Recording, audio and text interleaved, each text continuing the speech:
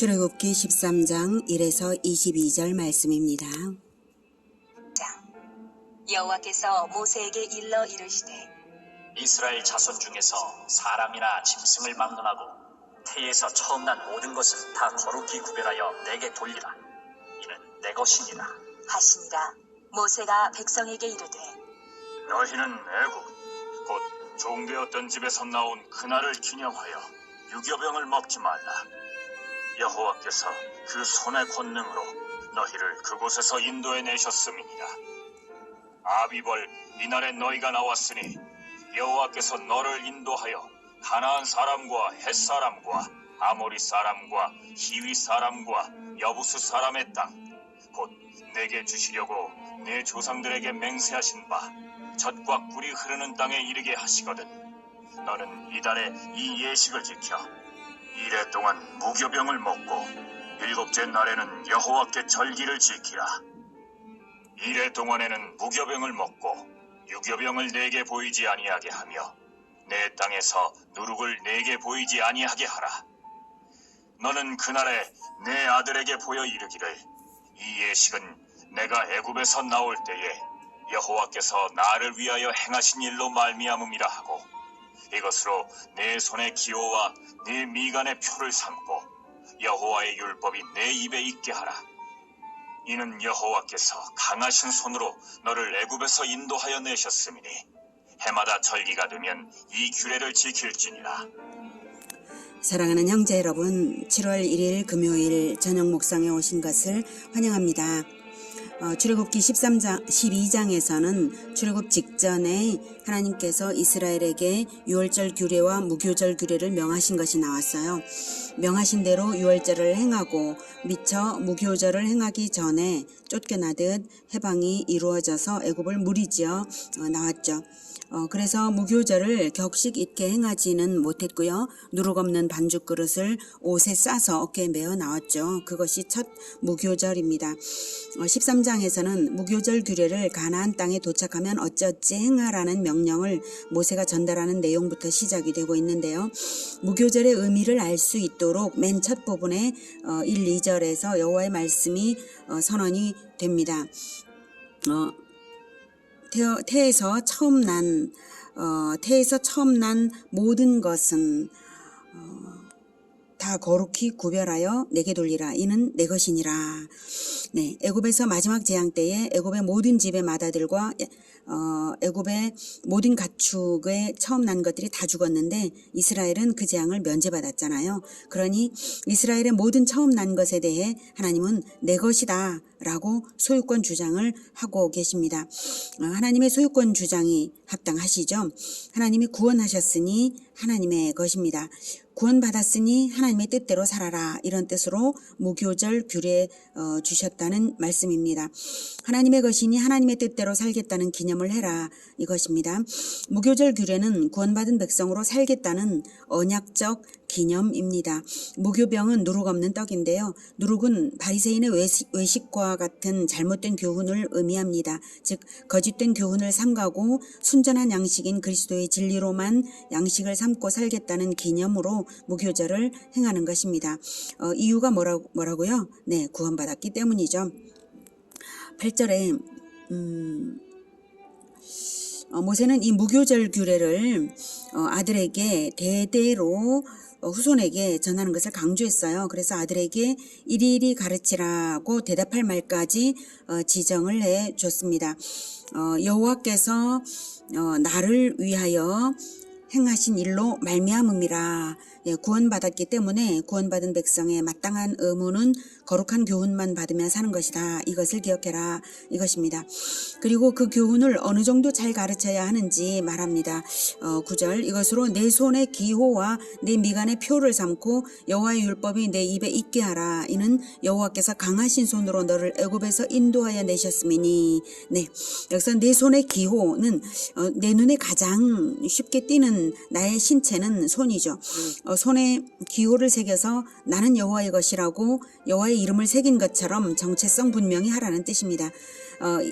2절에서 여호와께서 소유권 주장하셨잖아요. 여호와의 것이라고. 그러니 하나님의 것으로 정체성 분명히 해서 살아라 이겁니다. 내 미간의 표는 미간은 두 눈썹 사이에 임하죠.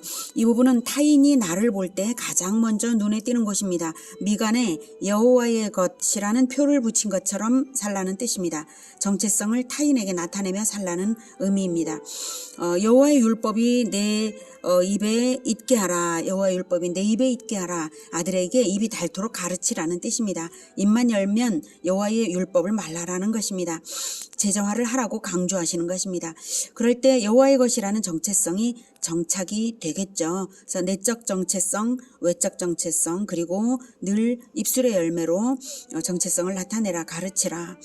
이렇게 정체성을 내외적으로 분명히 하고 무교절의 기념행위를 지키듯이 거룩한 교훈만을 받으며 거룩히 살아갈 의무가 구원받은 백성의 의무입니다.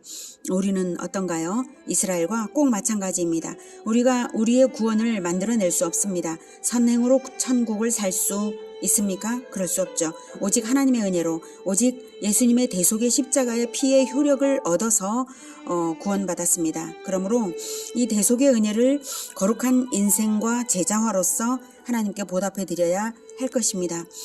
그것이 우리를 구원하신 하나님이 바라시는 것이고요. 우리를 구원하신 이유입니다. 예수님은 자기 피로 우리를 사서 하나님께 드리신 것입니다. 자, 교육의 내용을 정리해 볼게요. 정체성의 내용은 구원받은 하나님의 백성이고요. 정체성 교육의 방법은 무교절 규례 지키기입니다. 무교절 규례는 무교병을 일주일간 먹고 마지막 날에 성회를 지키는 것입니다. 그 의미는 거룩한 교훈인 진리만을 영의 양식으로 받으며 마지막 날을 기다리라는 것입니다. 예수님의 가르침만이 영원한 진리인 것을 늘 믿고 늘 배우며 다시 오실 날을 기다리며 사는 것이 구원받은 자들의 생활 원리입니다. 동일하죠. 교육을 하는 이유는 구원이 당대의 구원인 것만 아니라 후손 대대로 이어지는 구원이기 때문입니다. 즉 천국 백성의 자녀들은 천국 백성으로 태어나는 것인데 단 반드시 천국 백성의 정체성 교육을 해야만 하는 것이죠. 부모가 대한민국 국민이면 자녀도 대한민국 국민으로 태어나는 것과 같은 이치입니다.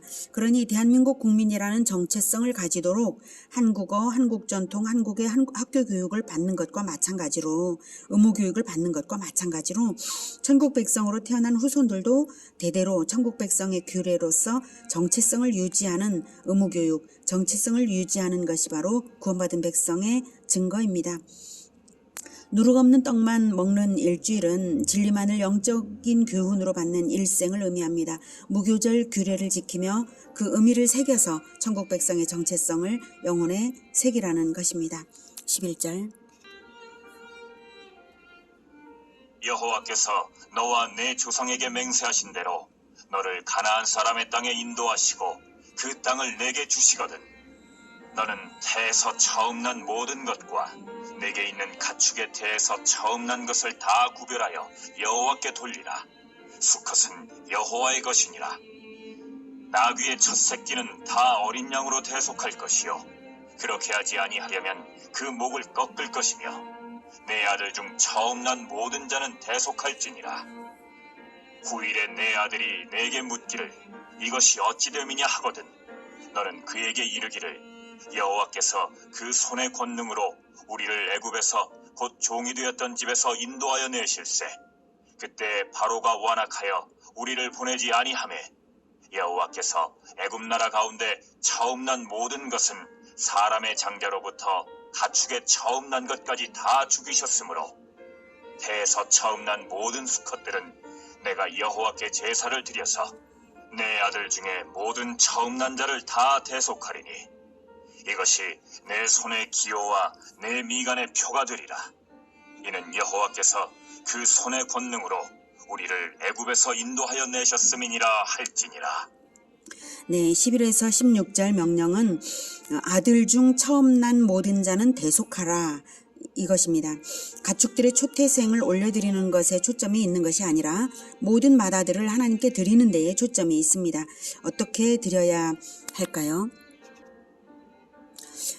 대속하라고 하셨죠? 대속이란 값을 대신 치러서 해방시킨다는 의미인데요. 마다들을 대속하라는 것은 마다들의 생명값을 다른 것으로 치르라는 의미입니다. 나귀는 어린 양으로 대속하라라고 했는데요. 마다들은 무엇으로 대속을 할 수 있을까요? 자, 가장 먼저는 대속이란 말이 성경에서 처음 나오고 있다는 사실을 알아야 되겠습니다. 대속의 진리에 대해서 대속의 진리가 이제야 세워지고 있는 것은 아닙니다. 그러나 대속을 명령하신 것은 처음이신데요. 대속의 진리는 언제부터 세워졌을까요? 에덴에서부터입니다. 에덴에서 죄를 지은 자는 아담과 하와인데요. 그들은 선악과 언약대로는 하나님과의 언약을 어겼으므로 언약대로 죽어야 했을 사람들입니다. 창세기 2장 17절에 선악을 알게 하는 나무의 열매는 먹지 말라. 내가 먹는 날에는 반드시 죽으리라. 이렇게 하셨죠. 그런데 즉시로 죽이지 않으시고 죽음을 유보하셨습니다. 회개의 기회를 주신 것입니다. 그렇다면 회개하면 죽음을 당하지 않을 수 있는 언약적 근거가 합당하게 있어야 하는 것인데요. 그것이 무엇일까요? 그것은 바로 후손의 죽음으로 대속될 것이라는 새로운 언약 안에 대속의 진리가 있습니다. 그 언약은 후손으로 오실 그리스도와 하나님과의 언약이 전제되어 있음을 알게 합니다. 그 언약이 바로 여자의 후손 언약입니다. 창세기 3장 15절 내가 너로 여자와 원수가 되게 하고 내 후손도 여자의 후손과 원수가 되게 하리니 여자의 후손은 내 머리를 상하게 할 것이요 너는 그의 발꿈치를 상하게 할 것이니라. 여자의 후손으로 태어나서 죄인들을 대속하여 옛뱀 마귀의 머리를 상하게 하겠노라고 아버지와 아들 사이에 언약이 있었기에 이 선언이 있을 수 있었던 것입니다. 이 대속의 원리에 따라 죽음을 면한 사람들은 누구일까요? 아담과 하와, 가장 먼저는 아담과 하와죠. 그 다음 노아와 가족들, 아브라함과 이삭과 야곱의 아들들과 믿음의 후손들 전체입니다. 노아와 가족들이 방주에서 나왔을 때 번제와 화목제를 드린 것이 바로 대속의 진리대로 올려드린 제사입니다. 아브라함이 하갈을 취해서 이스마엘을 낳음으로써 언약을 어겼을 때에 하나님께서 13년 만에 찾아오셔서 할례를 요구하신 것은 할례, 즉 후손의 죽음으로 아브라함의 죄가 대속되었다는 의미이고요. 아브라함은 믿음으로써 모든 남자들에게 할례를 행했습니다. 이삭은 번제로 드려지도록 시험을 받았으나 순종을 받으신 하나님께서 순양을 대신 받으셨고 이삭의 후손 그리스도의 승리가 선언되었습니다. 야곱은 쉽사리 순종하지 않는 인생을 살았으나 아들 요셉의 죽음을 격다시피 하고 베냐민을 빼앗길 위기에서 다른 아들 유다가 대신 희생을 자원함으로써 아들들을 구원받았습니다. 야곱의 12아들들은 요셉의 헌신과 희생적 사랑 때문에 용서받고 기근을 면하고 입 애굽하여서 평안을 누리며 번성했습니다. 모세는 한 아들에게 할례를 행하지 않았기에 여행길에 나타나신 하나님께서 모세를 죽이려 하셨는데요. 십보라가 돌칼로 아들의 포피를 베어서 즉 할례를 해서 죽음을 면했습니다. 이 모든 일들은 다만 예표일 뿐입니다. 하나님의 아들 그리스도가 사람으로 나셔서 죄인들을 대속하실 것이 예약되어 있으므로 그것을 분명히 알라고 하시는 하나님의 교육 행위들입니다. 자, 그러니 모든 마다들의 대속은 무엇으로 해야 할까요? 처음으로 대속을 명하시는 이 시점에 인간을 대속하는 값은 무엇이어야 할까요? 소나 양으로요? 원래 인간의 가치가 소나 양으로 대속될 수는 없는 것이죠. 인간의 가치와 소나 양의 가치가 어떻게 등가가 될 수가 있겠습니까? 결코 그럴 수 없습니다. 그래서 하나님은 사람으로 사람을 대신하라고 하시되 생명이 아닌 일생의 헌신으로 드리라고 하셨습니다. 물론 그리스도의 예표입니다. 사람으로 사람을 대신하라고 하실 때 이미 그리스도의 대속을 전제하고 사람으로 사람을 대신하라고 명령하신 것이죠. 민수기 3장 12에서 13절에 보라 내가 이스라엘 자손 중에서 레위인을 택하여 이스라엘 자손 중에 태를 열어 태어난 모든 마지를 대신하게 하였은즉 레위인은 내 것이라. 처음 태어난 자는 다 내 것이문 내가 애굽 땅에서 그 처음 태어난 자를 다 죽이던 날에 이스라엘의 처음 태어난 자는 사람이나 짐승을 다 거룩하게 구별하였음이니 그들은 내 것이 될 것임이니라. 나는 여호와이니라. 레위인으로 대속하는 것이 얼마나 엄중한 명령인지 숫자를 정확하게 해서 부족한 인원은 속전으로 내라고 하고 하셨습니다. 이스라엘의 맏아들 중에 대속에서 빠지는 사람이 한 사람도 없게 하신 것. 그게 민수기 3장 45, 47절입니다.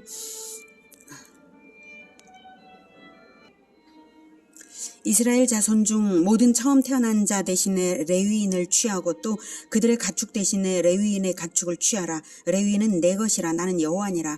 이스라엘 자손의 처음 태어난 자가 레위인보다 273명이 더 많은즉 속전으로 한 사람에 5세겔씩 받되 성소의 세겔로 받으라. 한 세겔은 20계란이라. 이렇게 레위인을 구별하셔서 레위인은 성전을 위한 봉사자로 또 모든 지파에 분산 거주하면서 율법을 가르치는 교사로 봉사하게 하셨습니다. 평생 봉사를 하게 하셨습니다. 군대에도 나가지 않게 하셨고 생계를 위한 생업을 가지지 못하는 대신에 이스라엘 모든 지파들로부터 11조를 받게 하셨습니다.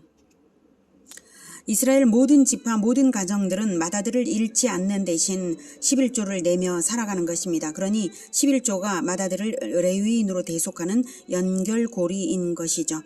이렇게 하나님은 맏아들의 대속을 통하여 대속의 진리를 가르치셨고요. 모든 가축 역시 초태생을 다 드리게 하셨습니다.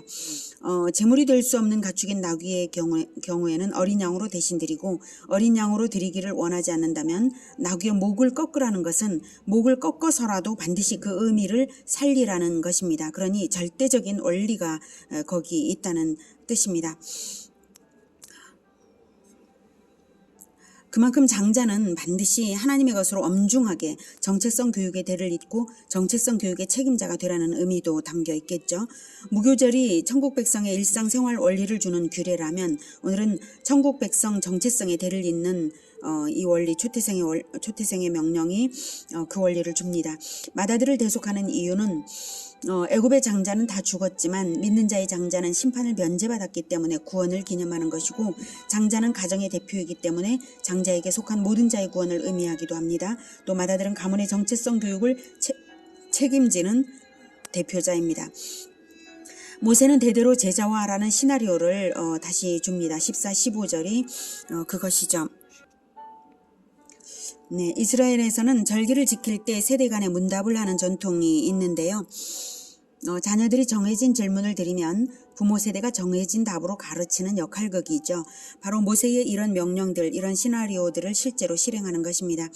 16절에서도 9절에서처럼 다시 이 명령을 하는 이유를 밝힙니다. 정체성을 분명히 하기 위해서인데요. 16절 볼게요.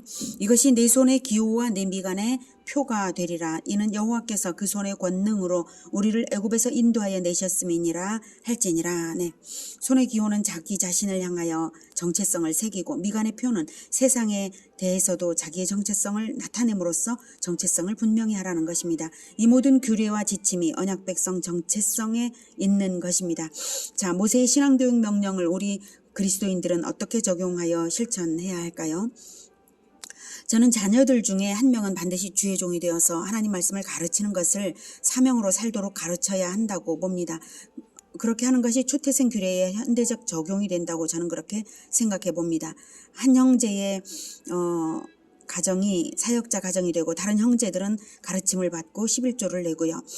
그렇게 모든 가정들마다 자녀 중 한 명을 하나님의 일꾼으로 키우면 모든 가정들이 튼튼히 서고 하나님 나라는 강하게 되고 확장을 거듭하여 우리 주 예수님이 다시 오실 길을 준비하게 될 것입니다. 네, 자녀를 한 명만 낳았다고요? 그렇다면 영적인 자녀들을 더 많이 낳으시면 되죠. 전도하고 제자화하면 영적인 자녀들 아닙니까? 초태생 규례를 현대적으로 적용 실천하면서 영적 장자권자들이 되시기를 축복합니다. 17절. 바로가 백성을 보낸 후에 블레셋 사람의 땅의 길은 가까울지라도 하나님이 그들을 그 길로 인도하지 아니하셨으니 이는 하나님이 말씀하시기를 이 백성이 전쟁을 하게 되면 마음을 돌이켜 애굽으로 돌아갈까 하셨습니다.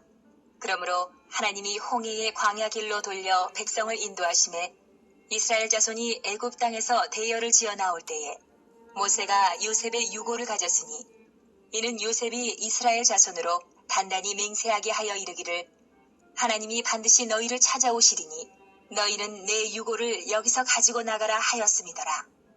그들이 숫곳을 떠나서 광야 끝 에담의 장막을 치니 여호와께서 그들 앞에서 가시며 낮에는 구름 기둥으로 그들의 길을 인도하시고 밤에는 불 기둥을 그들에게 비추사 낮이나 밤이나 진행하게 하시니 낮에는 구름 기둥 밤에는 불 기둥이 백성 앞에서 떠나지 아니하니라.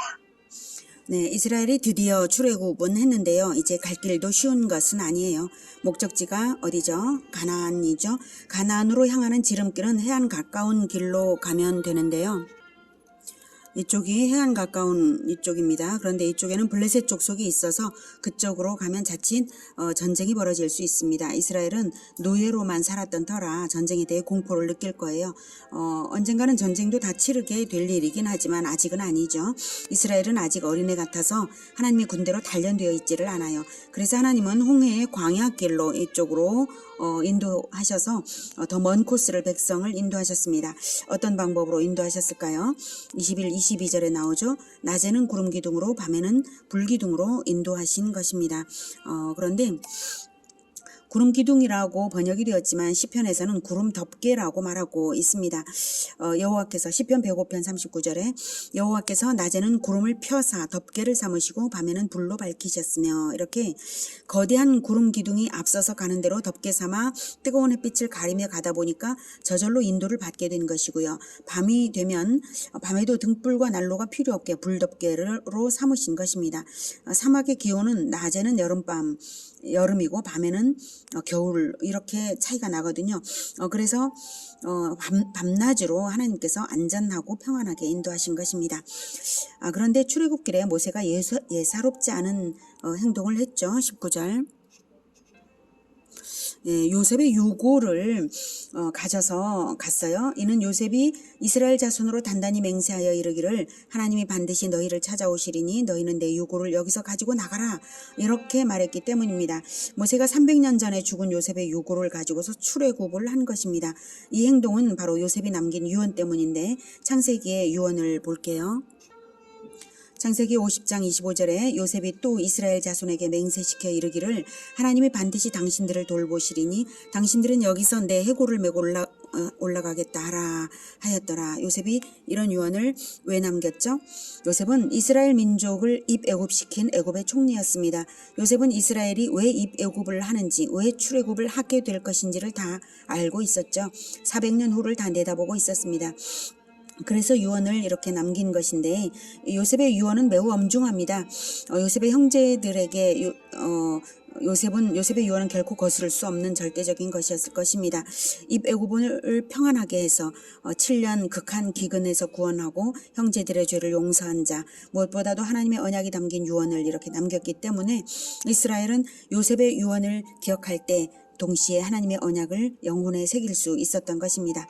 하나님의 언약이 무엇인지 아시죠? 한마디로 하면 가나안 땅에 돌아가 신정왕국을 세우는 일입니다. 그게 창세기 15장에 나와 있는 아브라함에게 주신 횃불 언약에 나와 있는 것입니다. 이렇게 출애굽을 언약하셔서 이루신 것입니다. 그것은 430년 동안의 애굽 노예 생활이 필요해서 애굽에서 무별같이 많은 수로 이스라엘을 번성시키기 위하여서 애굽 생활 430년을 거쳤고 이제 드디어 70명을 약 200만 명으로 불렸기 때문에 이제 출애굽을 하게 되는 것이죠. 민족 번성에 절대 필요한 조건은 전쟁이 없이 평안한 것과 먹을 것이 풍부해야 하는 것이었습니다. 그래서 애굽으로 들어가서 노예 생활을 하게 한 것이죠. 그 당시에는 족속과 족속의 전쟁이 빈번한 때였고 가나안 땅에서 이스라엘 민족이 번성하기에는 조건이 좋지 않았어요. 그래서 하나님은 7년 풍년과 7년 기근을 주셔서 이스라엘이 기근을 피해 입애굽하도록 시켜서 애굽의 가장 비옥한 땅 고센에서 애굽의 노예로 살게 하셨던 것이죠. 생산노동을 하는 노예인이 전쟁에 안 나가고 먹을 것이 풍부하니 출산을 많이 하는 것이죠. 그리고 하나님의 은혜로 430년 동안 약 3만 배로 인구가 불어나서 약 200만 명이 되었습니다. 이것이 언약 성취의 한 단계입니다. 그렇게 된 상황에서 애굽 왕의 폭정에 시달리던 이스라엘은 출애굽을 하게 된 것입니다. 하나님의 신실하심에, 언약에 대한 신실하심에 감탄이 절로 나지 않습니까? 하나님은 이렇게 언약에 신실하신 분이십니다. 그러니 가나안 심판을 반드시 이루실 것이고요. 신정왕국도 반드시 세우실 것입니다. 이런 맥락을 생각할 때 모세가 요셉의 유고를 메었다는 것은 요셉과의 약속을 지켰다는 의미는 물론이고 하나님의 언약을 굳게 붙잡았다는 의미죠. 그러므로 하나님께서 구름기둥과 불기둥으로 인도하시는 것입니다. 이스라엘은 지금 이런 하나님의 경륜까지는 미처 생각지 못하고 그저 언약이니 믿고 인도하시니 따르는 것뿐이죠. 네, 우리도 인도하심이 있다는 것을 기억하십시오. 예수님을 믿는 자에게는 성령의 인도하심이 있습니다.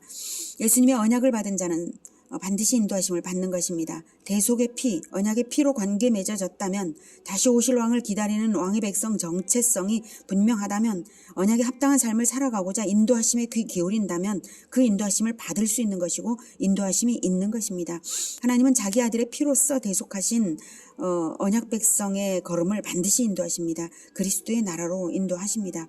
오늘 성경이 우리에게 강조하는 것은 대속의 진리대로 세우신 언약을 붙잡으라. 그러면 인도를 받는다. 이것입니다. 대속의 진리를 따라 우리도 예수님을 본받아 살아가며 하나님의 언약을 결코 놓치지 않는 우리 모두가 되기를 축복합니다. 기도하겠습니다. 하나님, 예수 그리스도의 대속으로서 진리를 세우셔서 언약을 주셔서 우리를 백성 삼아 주셨으니 우리가 그리스도의 피값으로 그리스도의 것이 되어서 하나님께 드려진 바 된 자들입니다. 우리가 이 정체성을 잊어버리지 않고 끝까지 우리 주 하나님의 영광을 위하여 살아가겠사오니 주님 날마다 성령께서 인도하여 주시며 분명하게 언약 성취의 그 과정을 위하여 하나님께 영광을 올려드리는 그 최후의 그날을 위하여 나아갈 수 있도록 주님 우리를 도와 주시옵소서. 예수님의 이름으로 기도드립니다. 아멘. 이어지는 시간은 개인 기도 시간입니다.